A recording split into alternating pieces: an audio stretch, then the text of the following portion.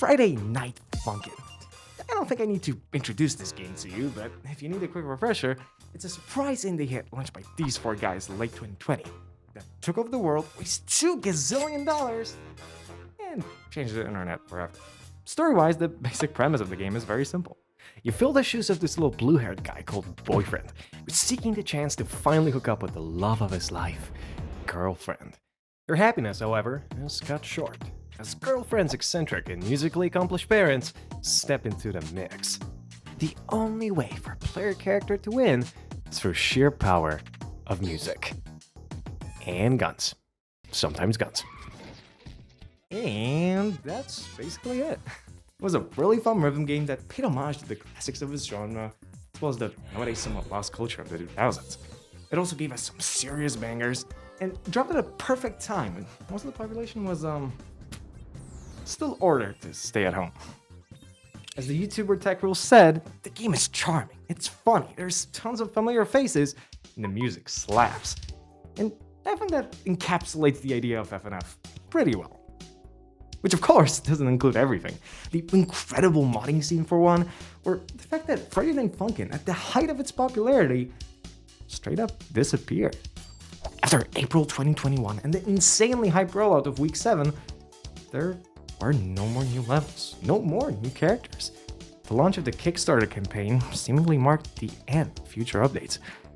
Or so we thought. Fast forward to 2024 and we got our first batch of new songs and other improvements, which led me to wonder how much FNF has changed since it was in the limelight 3 years ago. So I revisited the game, played for all 8 weeks, or 7 weeks in a weekend, whatever, and came to some interesting conclusions, revealing where this little indie gem fits with the other rhythm games that have come out over the years. Why so many skilled rhythm game players hate Friday Night Funkin'. How classics of the genre, going as far back as the 80s, influence its mechanics and visuals in many distinct ways.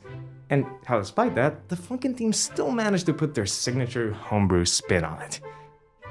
Was that too much? No? Sweet. Let's dive right in.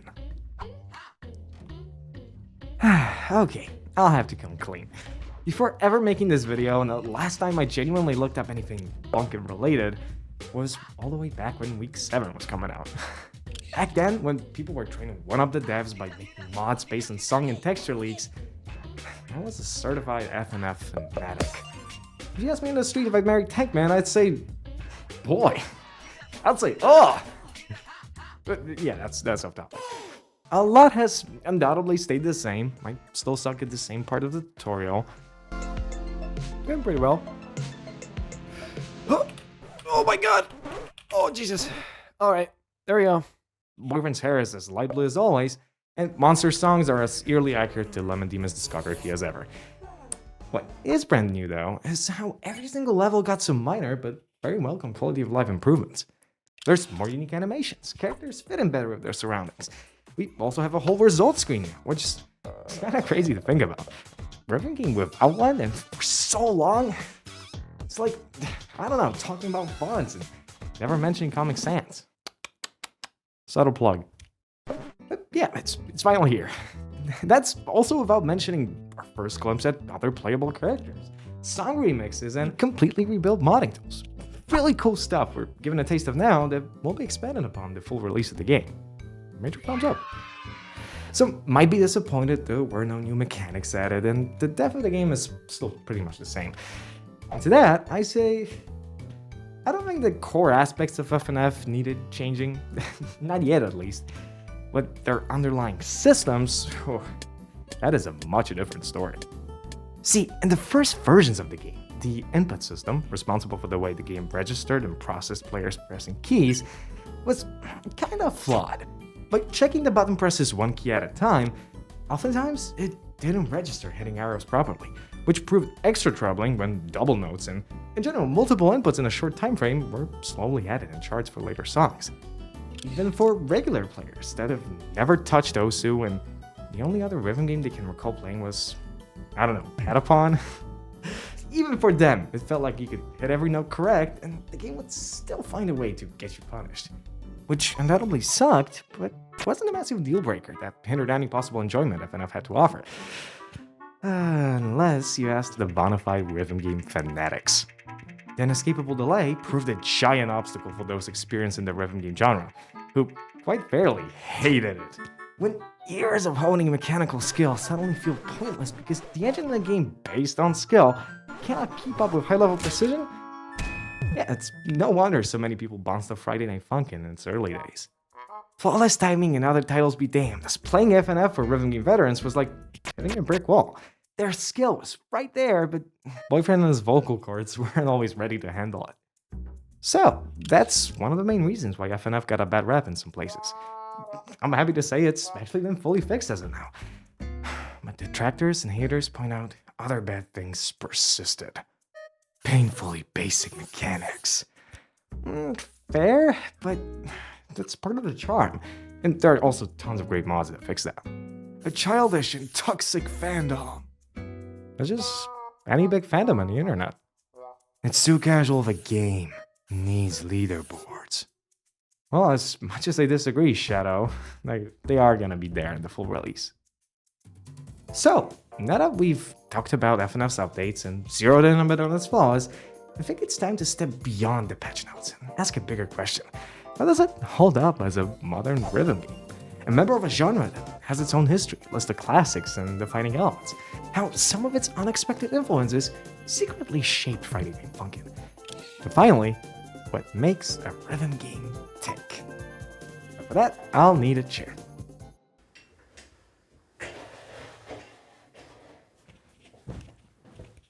Hello there. Some of FNF's inspirations are extremely obvious. So obvious the devs literally spelled them out on the game's download page. So it's no surprise when I say Dance Dance Revolution, as well as Parappa the Rapper, are two of its biggest, heaviest influences. That's pretty common knowledge.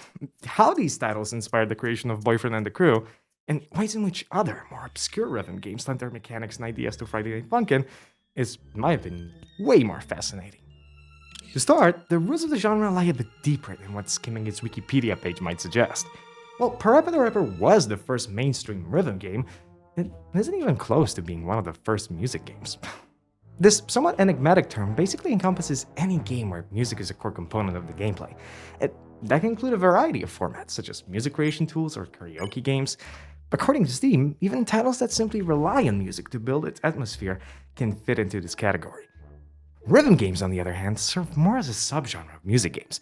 Their focus lies solely on players feeling the rhythm and matching their inputs to the cues on screen. The difference between these two terms is relevant because, unlike Parappa the Rapper, the very first music games dabbled in the idea of players creating content. 1987's Toki, for example, was a pretty simple musical side-scroller on the surface, but in reality, it serves as the first ever example of generative and procedural music in any video game, period. Ever recall playing something and hearing the music get dynamically more tense as your character is being chased or suddenly enters combat? Or maybe something like in Hi-Fi Rush, where all your actions are synced to the ever-present beat? Well, in a subtle way, it's thanks to Toki. When steering this little on-screen spaceship, each player action, like shooting for example, created a different musical note, which would alter the background melody and thus create a wholly dynamic soundtrack. No matter which level of playthrough you were on, the influence you had over it would always make it sound just a bit different. Of course, this feature has been fleshed out way beyond what Toki had to offer, where procedural and generative music evolved so much they now mean two different things, and that's a whole other can of worms. But I don't know, I think making an entire game around this unique kind of niche concept, and in the 80s no less, is really incredible. Almost as much as the fact it wasn't the only game with the same idea that year. Yeah, 1987 was also when Human Entertainment finished development on Dance Aerobics, a title all about music and exercising. Unlike Toki, to play it you had to shell out cash for both the console and the somewhat pricey but amazingly named Power Pad, a special training mat equipped with pressure-sensitive buttons that, again, also led to a massive gaming revolution of its own. Without this funky, twister mat-looking controller, Dance Dance Revolution might have never graced the arcades, and the world would have missed out on the iconic Beethoven scene in Mr. Peabody and Sherman. That's for sure. But where am I going with all this? Well, besides the now classic follow the instructor mechanic, which then made it into Parappa and consequently Friday Night Funkin', Dance Aerobics featured a dedicated mode called Tune Up that transformed the power pad into a genuine musical instrument. By pressing different buttons on the map of varying tempo, you could very easily make your own original song, or something that at least resembled one if you were goofing around like most players. I'm a musician. And this realization that right off the jump, the first music games tried to experiment with the idea of creating your own music in some way, it made me notice a subtle link tying both them, FNF, and modern rhythm games together. Hell, modern video games, period. Say hello to player-generated content. Even though Otsuki, Dance Aerobics, and the like showed how letting players create content is an idea that's not only doable, but likely worth pursuing, it was surprisingly the other, on-the-rails approach that became de facto mainstream. Okay, maybe not that surprising. I mean, we're still in the early 90s. It's estimated just 3 million people have access to the internet, so sharing things in even the oldest of forums is out of the question. The pioneers of modding are still years away from happening, and the inherent technical and design challenges of giving gamers more control over things like engine files or textures don't make it score high on anyone's priority list. So when Parappa the Rapper solidified itself as the first actual rhythm game and made bank without any of those features, it led to a swift disappearance of such modes and mechanics in music games that followed. The behemoths such as Beatmania, DDR, and Guitar Hero did not allow for any degree of player-generated content. But when you look at the rhythm game market now, it's hard to find games that don't have these elements in them. Beat Saber? Yeah. Geometry Dash? Of course. Groove Balls? Oh, you know it. It's painfully clear something led to this sudden shift in gaming over the last 2 decades. You could even call it a general technology-fueled shift towards creative freedom in all types of media. And the reasons for it are more than plenty. Platforms like YouTube or the oh-so-beloved Twitter gave regular people an audience for the first time, and motivated users to express themselves, which naturally carried over to gaming. Much easier access to computers and the web provided just about anyone with the tools for creating custom content. And since that content had to be stored and shared somehow, forums and gaming sites like Newgrounds quickly formed, fostering massive communities over the years and leading to official modding tools in games finally becoming somewhat mainstream. And man, it's just the tip of the iceberg. Seeing this, more and more developers begin shaping the core experience of their titles around players building and sharing their own creations. While some of these games might have had actual campaigns and official maps in the beginning, it's the custom content, the player-generated tracks, the elaborate levels and mods that kept their communities alive and thriving for years. I mean, look at Minecraft. I always find a way to mention it. This game be half as popular if Mojang staunchly pushed back against mods, took third-party servers offline, and blocked sharing of custom maps? Just some food for thought. I was originally supposed to now go into detail about how it's great for the developers too, and how it can also end up being abused and turned into yet another avenue for massive game publishers to save pennies, but this video is getting pretty long and I still have yet to tie it back to FNF anyway. So, knowing the basic history of PGC, what does Friday Night Funkin' fit into the bigger picture of rhythm, music, and overall video games in general? How does it stand out? What possible inspirations could it provide for other indie game creators? Well, first off, FNF experienced a level of internet popularity that very few indie games, let alone rhythm ones, had previously achieved.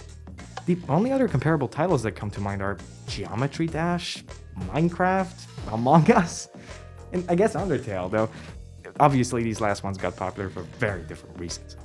That, however, doesn't stop you from being able to battle a character from every single game I just mentioned. All thanks to, number 2, significant focus on player mods. The engine FNF is running on is fully open source, which, combined with the built-in modding tools, makes swapping characters and adding custom ones simply a breeze.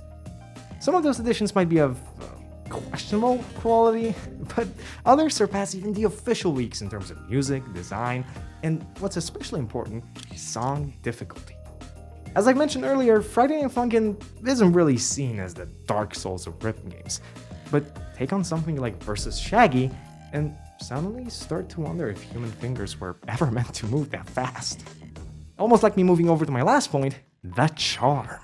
The Funkin Team struck gold with their original game jam idea. The simple DDR clone at its heart, but with a funny premise, visual presentation packed with personality, while honoring the early internet culture, a pack of unhinged characters, and every playable song being peak. That's a recipe for success, really. The deliberate encouragement of modding in every facet of the game fueled the viral success of FNF and demonstrates many gaming fans aren't just playing. They're deeply involved, shaping the game's identity, co-creating content, and keeping it thriving even when official updates are few and far between. That sort of love toward the community from the devs couldn't possibly be matched if Friday Night Funkin was, I don't know, a AAA title put together by a massive studio. Now, that is also changing with major companies like CD Projekt Red furthering their support for modding efforts, so I'm just really interested how the work of the Funkin Team will inspire future indie and rhythm games, especially after the full-ass game comes out. There's a pretty good chance these titles will further integrate and celebrate community creativity. And who knows, maybe mod-friendly and open-source games will one day become more of the norm. But even if they won't, and even if we might never go back to the rhythm game craze of the early 2000s, it's very clear this genre isn't going anywhere. The unprecedented success of Friday Night Funkin' not only shows it's still alive, evolving, and hitting all the right notes, but also gives us a glimpse of where indie gaming might be headed. And to think it's just a part of a massive chain of events that started because two companies decided to revolutionize the industry in the same year. Kind of insane to think about. Atoki and Dance Aerobics may not be household names, but their spark, letting players shape their own musical experience, can still be felt in FNF and beyond. This idea that a game can be fun and polished while also empowering regular people to create something of their own really speaks to me as a person that grew up on community-driven online forums, Little Big Planet, and that blocky game. Yeah, which one? While Friday Night Funkin' isn't anywhere near my favorite games of all time, I really appreciate it for what it stands for, and for how much of a love letter it is to rhythm and overall gaming community. Looking into the future, it's safe to say its impact on the indie scene will be felt for a long time. And maybe in a few years, this funky rap battle simulator that started off as just a vague idea during a game jam will fill the same shoes DDR, Parappa, and others did before it. But before that, thanks for watching.